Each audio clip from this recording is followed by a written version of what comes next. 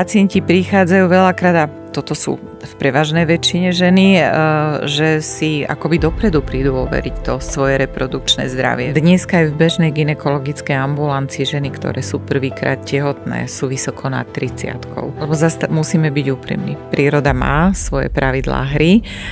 To reprodukčné obdobie ženy je limitované, nie je nekonečné. Všetci berú všetko veľmi vážne.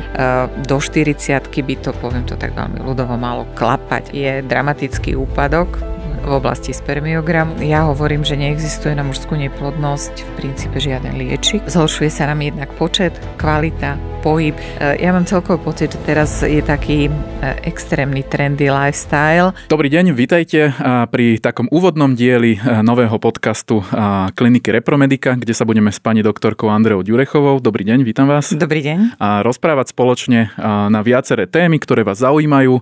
No a v tomto prvom takom úvodnom dieli sa budeme venovať téme reprodukčného zdravia muža a ženy a IVF-ku ako takom všeobecne. No a potom si to spoločne asi rozoberieme viac menej do detailov. Tak poďme rovno začať touto témou. Povedzme si na začiatok možno, že čo je všeobecne reprodukčné zdravie muža a ženy, čo si pod tým ako keby má človek predstaviť, keď rieši túto tému. Pod reprodukčným zdravím si veľa ľudí predstavuje najmä schopnosť mať deti. Nie je to celkom tak, je to pomerne širší problém, ktorý zahŕňa aj iné oblasti z medicíny.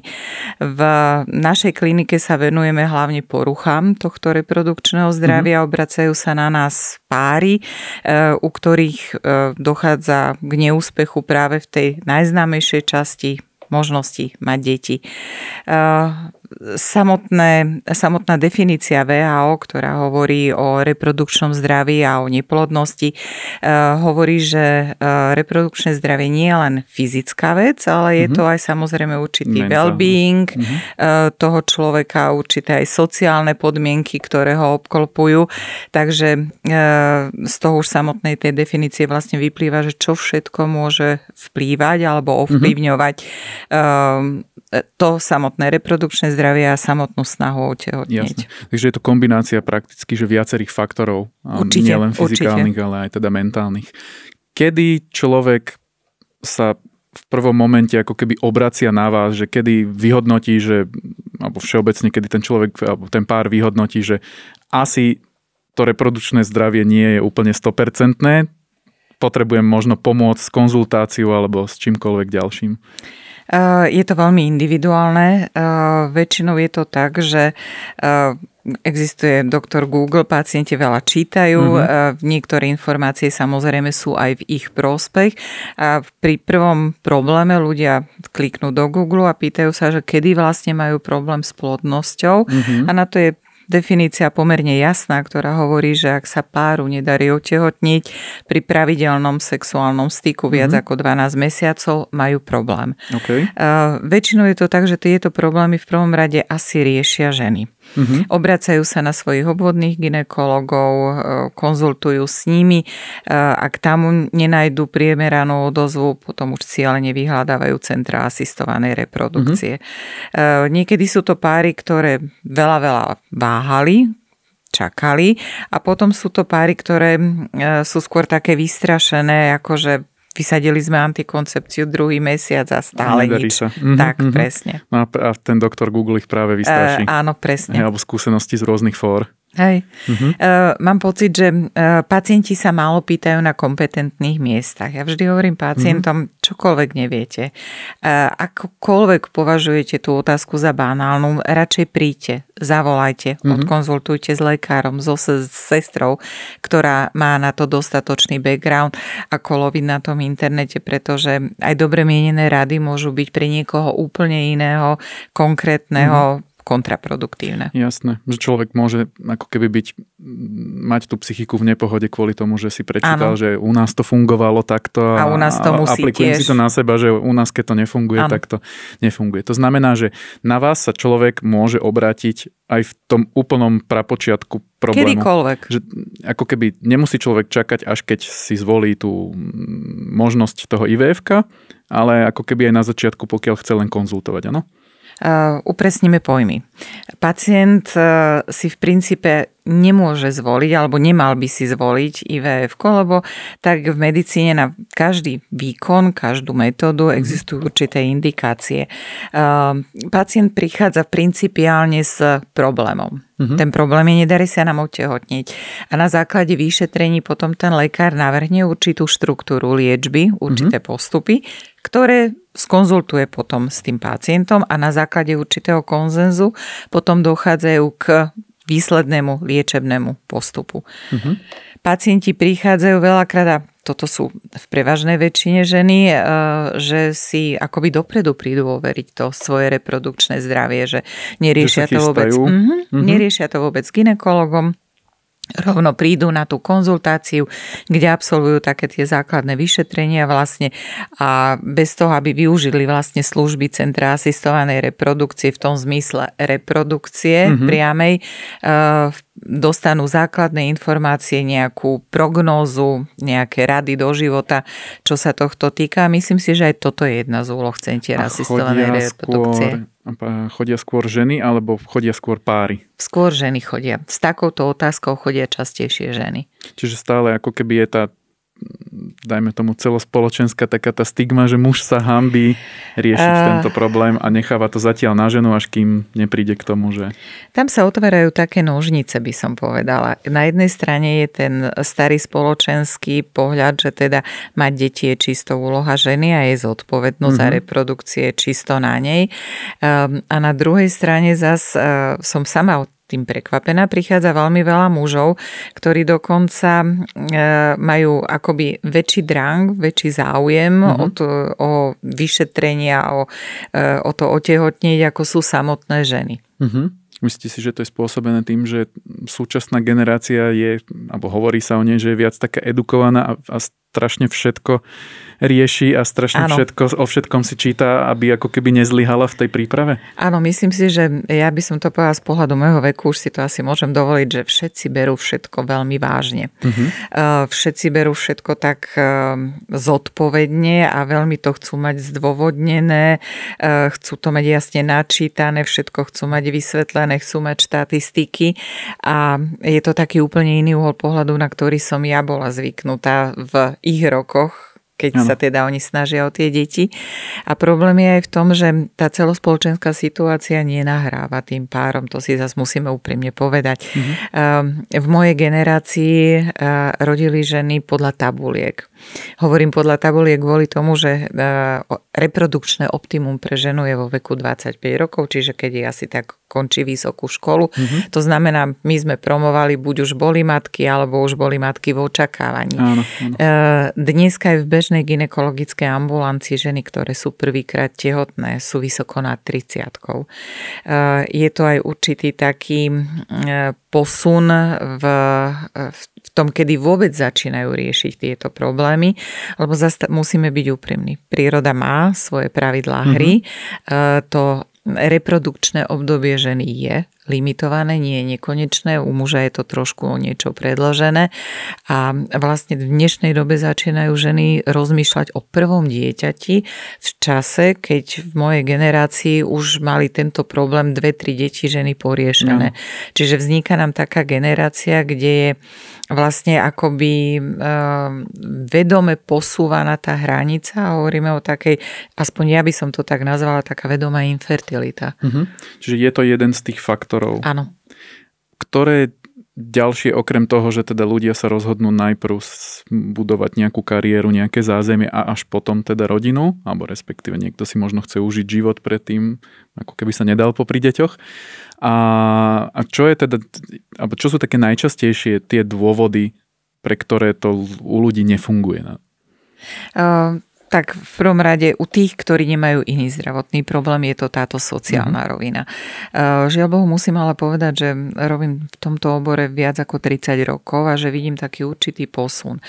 Keď sme začínali s pomocou neplodným párom v tých 90. rokoch na Slovensku bola väčšina pacientov ženy, ktoré nemali vajcovody, kde najčastejšou príčinou ich odstranenia bola mimomaternicová tehotnosť. To znamená, že toto bola vlastne jediná cesta, ako zostať tehotné. Postupne sa toto mení, jednak sa zlepšila diagnostika, operatíva je o mnoho šetrnejšia. Pribúda nám skupina žien s inými diagnózami, ako je napríklad endometrióza. Veľmi často sa začína objavovať tzv. Predčasné ovariálne zlyhanie alebo nedostatočnosť. To znamená, že hovorili sme o tom, že to reprodukčné zdravie je limitované. Do 40-ky by to, poviem to tak veľmi ľudovo, malo klapať ako tak, ale dnes sa stretávame so ženami, ktoré v 35-ke majú podobné problémy, ako mali v generácii pred nimi 40-tničky. To znamená hroziaci predčasný prechod. Pribúda veľmi veľa žien, ktoré už majú za sebou nejakú operáciu v dôsledku prekonaných zápalov alebo nejakých infekcií. To je na strane žien. U mužov musím žalbovo povedať, že za tých 30 rokov je dramatický úpadok v oblasti spermiogramu.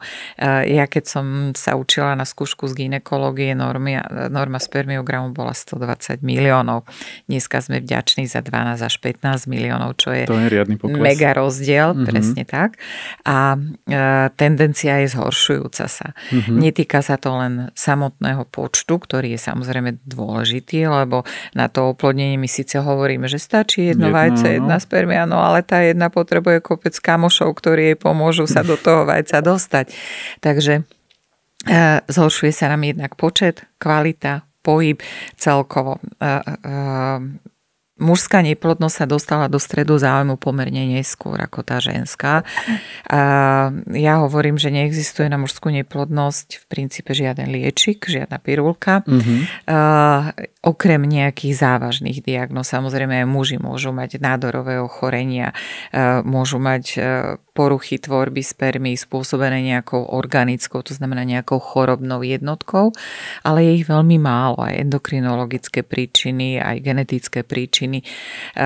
Väčšina mužov má nevysvetliteľné zhoršenie spermiogramu, ktoré pripisujeme všeobecne životnému prostrediu, endogénnym disruptorom, estrogénom v strave, neviem čomu všetkému. A 100% odpoveď nevieme a preto nemáme ani konkrétne niečo, čím by sme tomu mužovi vedeli pomôcť, ale vieme mu pomôcť tým, že mu ponúkneme tie metódy asistovanej reprodukcie, kde skutočne potom už je to boj jeden na jedného, jedno vajce, jedna spermia a kde už tento problém vieme vlastne technicky poriešiť. Jasné. Hovorili ste, že neexistuje teda nejaká zázračná pilulka alebo čokoľvek takéto a predpokladám, že existuje nejaká prevencia alebo niečo, ako sa môže človek pripraviť, keď ste spomínali, že páry chodia za vami už v tom čase, keď sa chystajú otehotnieť alebo chystajú sa otehotnieť v nejakej blízkej budúcnosti. To znamená, že čo sú také základné, dajme tomu, že rady, čo by mohli tie páry alebo muži, ženy samostatne robiť, aby ako keby zlepšili ten svoj výhľad na to. Hej, myslím na to skôr, že niekto má stresovú robotu, niekto má zlú životosprávu, niekto neviem, existujú akože ako milión dôvodov, ktoré sa všeobecne hovoria a aj Ujo Google teda radí, že tieto veci zlepšiť, tak preto sa pýtam, že čo je mimo tohto by ste povedali, že je taká cesta k zlepšeniu. Že skutočne ste práve spomenuli tie faktory, ktoré sú úplne bazálne, ale tak, jak sledujeme, jak beží život, začínam mať pocit, že veľa z nich je takmer nezrealizovateľných, aj keď sú to úplne veci bežného života. Mne sa veľmi dobre povie pacientovi, ktorý sedí na tej druhej strane stola, no strašne ma mrzí, ale keby ste tak menej fajčili, viacej sa hýbali. Obezita začína byť pomerne veľký problém nie len u žien, ale aj u mužov. Keby ste trošku zmenili životný štýl, jedli menej fast foodu a jedli doma pripravované jedlo, keby ste sa hýbali, keby ste inak žili. Mne sa dobre hovorí, inak žite, jasné. ja ale na druhej strane zase vidím a chápem tých pacientov, že ten dnešný životný štýl je pomerne dramatický.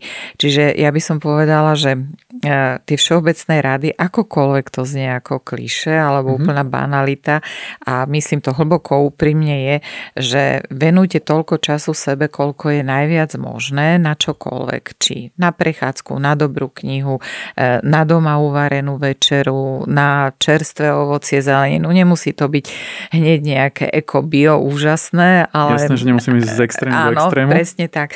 Ja mám celkový pocit, že teraz je taký extrémny trendy lifestyle, že každý sa tak snaží v niečom musí byť všetko zdravé. Všetko chápem, ale určitá taká miera ľahkosti toho žitia by niekedy viac tým párom prospela. Ja si pamätám, že ja som, nehovorím, že toto riešil, ale nám tiež trvalo dlhšie splodiť dieťa, ale všeobecnú radu, ktorú som dostal od svojho urológa, bolo, že pokiaľ nechcem ísť k lekárovi, alebo pokiaľ nechcem ísť k nejakému špecialistovi, alebo na nejaké vyšetrenie čokoľvek, tak hovorí, že dajte si, že fakt dobrý well-being, staraj sa o stravu, staraj sa o nejakú životosprávu, trošku športu a keď to nepôjde, tak potom, po nejakom čase.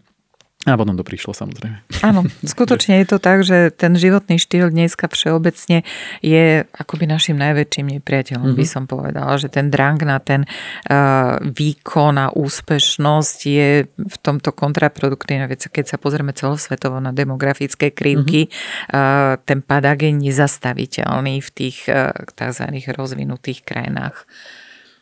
Ešte mi napadá taká vec, že hrozne veľa ľudí, tak ako sme spomínali, že sa ženie to do extrému, je, že bavili sme sa o situácii, že ľudia po 12 mesiacoch neúspešného snaženia sa o splodenie majú problém v úvodzovkách. Áno. A je predpokladám veľký problém, keď to vnímajú ako problém, že si to začnú dávať ako keby za vinu, že nejde to... Ja by som povedala, že tá psychologická stránka tohto problému alebo taká tá mentálna je jeden z najvážnejších faktorov, ktoré musíme nevyhnutne brať do úvahy. U žien je to objektívne dokázané, že ten endokrínny systém tými stresormi, tým neustálym premýšľaním je skutočne atakovaný a v tom negatívnom slova zmysle, že sa produkujú dokonca hormóny, ktoré by ako zabraňovali ovulácii, správnemu rastu toho vajíčka. A vo všeobecnosti tá, ako by sme to nazvali, tá hlava, pri akomkoľvek probléme zdravotnom, nie len pri samotnej snahe otehotniť, zohráva 90% úspechu. Poznáme predsa aj od známych priateľov z literatúry, z filmu, snažili sa otehotniť, nedarilo sa, adoptovali si dieťatko, bác do roka, do dňa mali svoje vlastné, presne tak. Čiže taká tá určitá mentálna sloboda. Keď sa človek zbaví tej ťažoby toho problému. Presne tak. A toto je práve ten taký ten najväčší problém, že tie páry to tak strašne zodpovedne berú a strašne majú z toho problém a práve možno aj tým, že teda tak sa to snažia naštudovať, sa dostávajú potom do takého klinča informácií, kde im chýba tá vedomosť tej kontinuity tej informácie a takéto odovzdanie, pochopenie celého. Ja tiež, keď idem do servisu, môže mi rozprávať automechanik, čo chce, ja chápem, má to 4 kolesa, volant, prosím, robte s tým niečo. Možno by niekedy bolo lepšie, keby tí pacienti mali skutočne takýto prístup, také odovzdanie sa trošku tomu osudu, jak by som povedala. Dobre, bavili sme sa o tom, že môže byť nejaký genetický problém alebo nejaká genetická predispozícia, ktorá spôsobuje problém, môže byť psychický opak well-beingu a problémom, môže byť nejaká životospráva zlá. Teraz ak dáme preč tieto 3 veci a človek má naozaj reálny problém, že vyjde teda z toho, že je neplodný jeden z páru, alebo teda má problém s tým, existujú tieto metódy, ako sme načrtli to IVF-ko, áno? Existujú, my to zahrňame všeobecná skupina, lebo to IVF-ko je len jednou z liečebných metód. Sú to metódy tzv. Odborne povedané asistované reprodukcie. Tá asistovaná reprodukcia má určité levely podľa výsledkov vyšetrení sa rozhodujeme. Najnižší level je, ktorý vlastne môže tomu pacientovi alebo tomu páru a najmä tej žene poskytnúť obvodný gynekolog, odsledovanie toho najdôležitejšieho u ženy, tvorby vajíčok a ovulácie. Môže načasovať, povedať, že zajtra bude optimálny večer, správte si sviečky, víno, kvety, užite si ten večer. Toto sa tiež nemusí podariť, potom nastupuje, by som povedala, jak v hre, ďalší level. Okay. V tom leveli už môžeme aktívne prístupovať, sú lieky, tabletky, inekcie, ktoré vedia ovplyvniť produkciu vajíčok vo vaječníku. Áno. Ale áno, nie sú zázračné, že to vyrieši. Nie sú zázračné, ale sú to, ja by som ich označila, že sú to podporné metódy, ktoré nás spolu dovedú k tomu cieľu. Môžeme vystimulovať vaječník, ako my hovoríme v našej hantýrke. Môžeme spraviť znova s vystimulovaným vaječníkom ten krásny nedeľný večer. Nedarí sa nám, ďalší level. Okay. Vtedy už je na zváženie, že teda mali by mať partneri naozaj také, tie už by mali vyhľadať takú odbornejšiu pomoc. To znamená, mali by mať základné hormonálne vyšetrenie, gynekologické vyšetrenie. A keďže v tom lietajú obidvaja vždy, ale vždy sa vyšetruje aj partner, u ktorého základným vyšetrením je ten spermiogram. Ak je OK, pokračujeme ďalej, ak je tam nejaký problém, musí aj ten partner absolvovať ďalšie špecializované vyšetrenia, najčastejšie na poli tej urológie. Tu už prichádzame vlastne k prvej tej asistovanej, takej ozaj asistovanej reprodukcii. Je to tá najjednoduchšia metóda, voláme ju inseminácia, kde vlastne spermie, ktoré partner odovzdá, prejdú v laboratóriu dejom alebo úpravou, ktorá sa bežne deje v tele ženy, ktorá vyberie tie šikovnice, rýchle, so správnymi hlavičkami, so správnymi chvostíkmi, oddelí ich a v laboratóriu embryolog práve tieto šikovné, pekné spermie natiahne do tenúčkého katetra a v čase optimálnej ovulácie, ktorý si vieme znovu medikamentozne upraviť, sa tieto spermie vstreknú do dutiny maternice. Tento výkon je bezbolestivý, ja ho prirovnávam, keď to vysvetľujem pacientkám, veľmi podobné odberu onkologickej cytológie. Nevyžaduje žiadnu hospitalizáciu, žiadnu predprípravu. Presne tak, ambulantná vec, ale stále to ešte je len asistovaná reprodukcia, lebo tá spermia, to vajíčko sa v tom vajcovode musia stretnúť sami. Že vy ste zatiaľ ako keby len urobili my sme im len skrátili, prácu. Skrátili sme cestu, aby mali väčšiu šancu sa stretnúť, lebo musíme si uvedomiť, to vajíčko je schopné byť oplodnené len 24 hodín, kým tá spermia v tom ženskom trakte vie to vajce počkať 2 až 3 dní, takže snažíme sa toto stretnutie optimalizovať a skrátiť ten čas. Matchmaker, hej, tak. Dobre. Neúspeli sme ani s týmto. Kladieme si ďalšiu otázku na strane ženy. No, má sa tá spermia dostať k tomu vajcu? Otázka priechodnosti vajcovodov. Najčas u muža, dobre, netreba ešte raz zopakovať ten spermiogram alebo nejaké ďalšie vyšetrenia na kvalitu tých spermií urobiť. Dostanem napríklad odpoveď, že teda zamyslím sa spermiogramom. Dobre, budem sa zamýšľať nad tou príchodnosťou vajcovodov. Metódy sú rôzne. Môžem spraviť ambulantný výkon pomocou kontrastnej látky, ultrazvukovým vyšetrením. Takisto nevyžaduje žiadnu špeciálnu prípravu.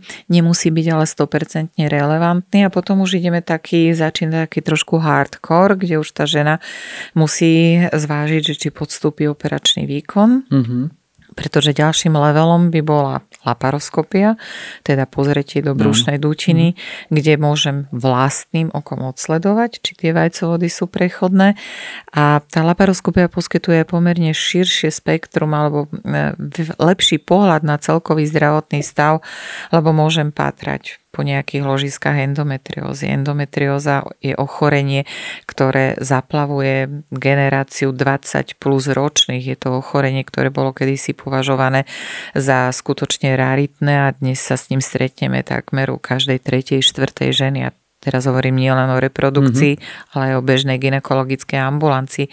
A to už sú faktory, ktoré nejako lekárovi môžu nahrať, že ktorým smerom sa vlastne tá liečba a ten manažment toho pacienta bude odvíjať.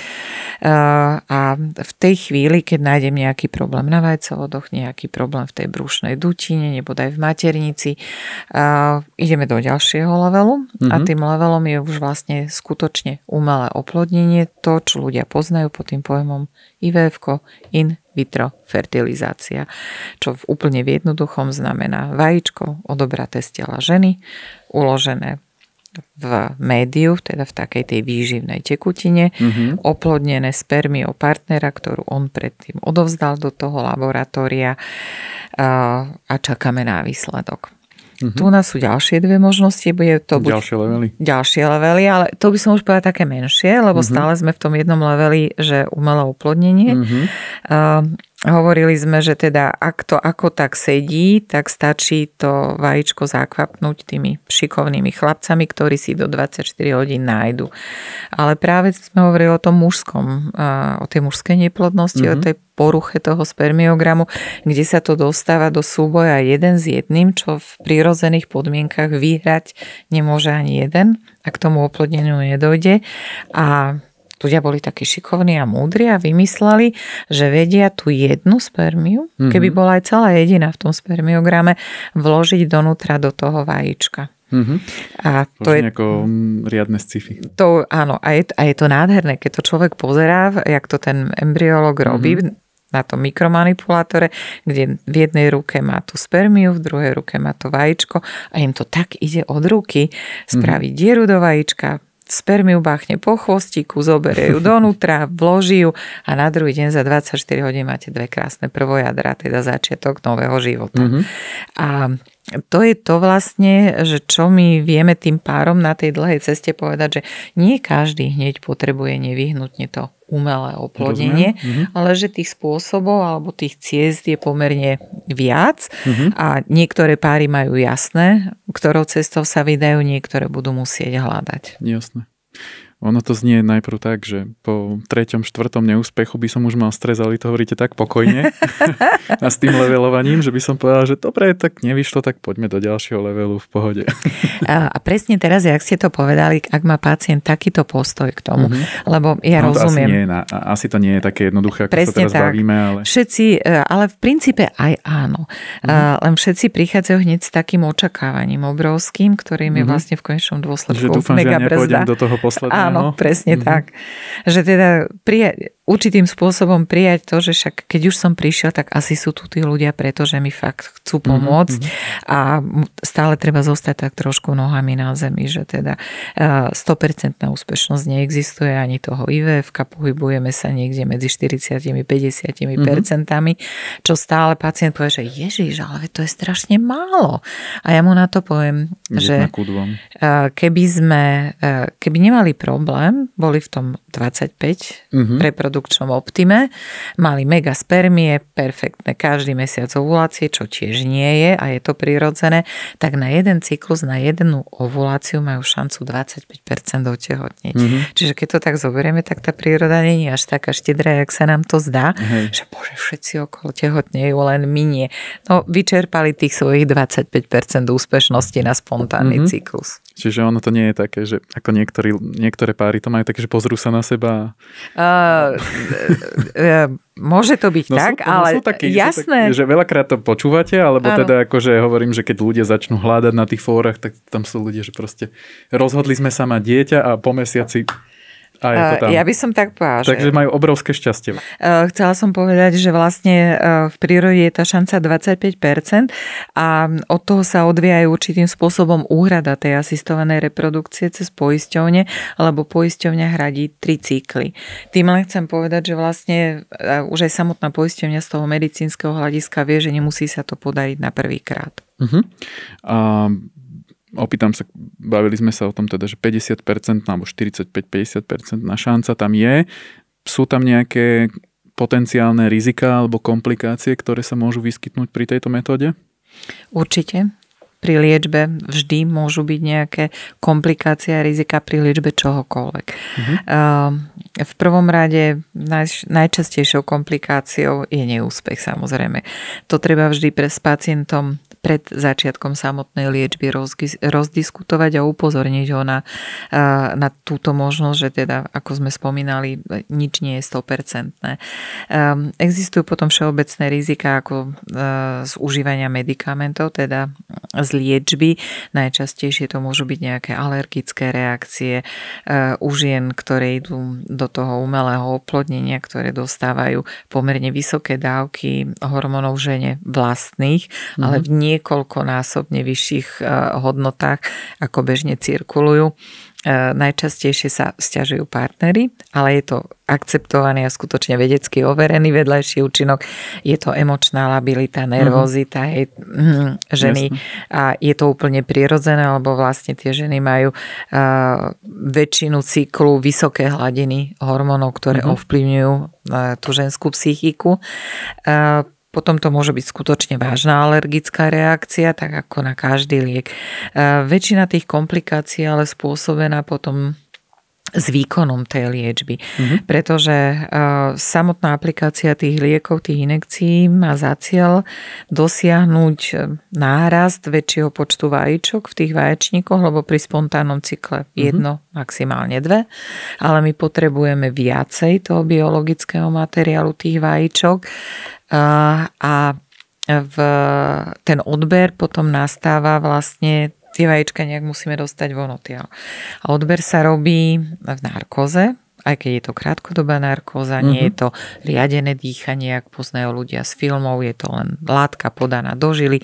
Samotný výkon je veľmi krátky, 10 od 15 minút maximálne, ale počas toho výkonu môže vzniknúť najviac komplikácií. Treba si predstaviť, ten odber sa robí pod ultrazvukovou kontrolou, ale predsa len 30 cm dlhou ihlou, ktorá je síce vo vodiči, vidím presne na tom ultrazvuku, sledujem, kam tú ihlu zavádzam, ale keďže ľudské telo je tajúplný komplikovaný mechanizmus, niečo skutočne je tak, ako je v tých anatomických atlasoch, 90% to ale nemusí tak byť. Vždy tam môže byť nejaká odchýlka uloženia orgánov v brušnej dutine, ktoré sú okolo toho vaječníka. Čiže najčastejšou komplikáciou je poranenie štruktúr v okolí vaječníka, krvácanie z vaječníka, poranenie väčších ciev a potom môžu byť samozrejme aj neskoršie následky, to je buď nadmerná odpoveď na tú stimuláciu, ženy ten pojem poznajú, ten hyperstimulačný syndrom a samozrejme vždy bojujeme s určitým rizikom zápalu, tak ako pri každom operačnom výkone. OK, čo v prípade, keď ste hovorili, že poisťovňa hradí, alebo respektíve uhrádza 3 cykly. To znamená, že koľkokrát sa to dá opakovať, alebo koľkokrát to je logické opakovať, kým sa nepovie, že je to neúspešné. A poisťovňa hradí nielen, že 3 cykly len, ale aj to len do určitého veku ženy, do 40. roku života. Otázka tej etiky, že dokedy robiť alebo dávať tej pacientke nádej, závisí od viacerých faktorov. V prvom rade musí to mať medicínsky zmysel. To znamená, vždy si môžem verifikovať určité parametre. Na základe týchto parametrov ja viem povedať, áno, má význam, skúsme do toho ísť, môžeme vyskúšať, ešte to bude zmysluplné. Existuje ale však aj, a nezávisí to ani tak od čísiel, od toho počtu cyklov. Áno, sú ženy, ktoré majú veľmi veľa IVF cyklov, hlavne kvôli tomu, že striedajú centra. V každom centre idú na pár cyklov, už potom vlastne aj z vlastného vrecka, keď to tak zoberieme. A nie sú to malé náklady, musím povedať veľmi úprimne. Pri tom opakovanom počte nie je ani tak, jak som hovorila, že o tom počte cyklov, ktoré absolvujú, ale o tej zmysluplnosti toho cyklu. Keď vidím, že žena ide druhý, tretí cyklus, ktorý nemá primeranú odpoveď a nemá ten efekt, ktorý by som pre ňu ja ako lekár očakávala, musím povedať, že veľmi úprimne pacientke poviem, že tu naša cesta končí a že by som jej teda odporúčala iné možnosti alebo iným spôsobom riešiť jej situáciu. Čísla stanovené nie sú nikde. Jasné, je to individuálne. Dobre, ja si myslím, že sme celkom dosť načreli do tejto témy, niekde hlbšie, niekde len tak po povrchu a do budúcna sa určite budeme baviť spolu a viac. Povieme si také ako keby hlbšie detaily, ako to prebieha a tak ďalej a tak ďalej. Ja teda ďakujem pani doktorke Andrej Ďurechovej za to, že tu so mnou bola dneska a porozprávala naozaj zaujímavé detaily. A my sa budeme počuť, respektíve tí, ktorí nás pozerajú na YouTube, aj vidieť v ďalšom dieli. Ďakujem veľmi pekne. Ďakujem ja za pozvanie.